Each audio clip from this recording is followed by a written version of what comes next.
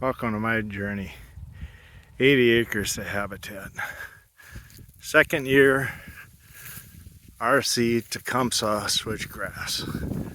Last year was just dry. There was some growth here I could see. Didn't do anything except mow it halfway through the summer one time. Kind of knock back the weeds. And this is like perfect. 6 feet high, end of July. And look how the prairies come alive.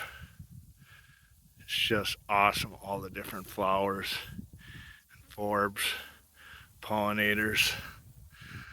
The wild nature out here is just phenomenal. Thanks for joining me.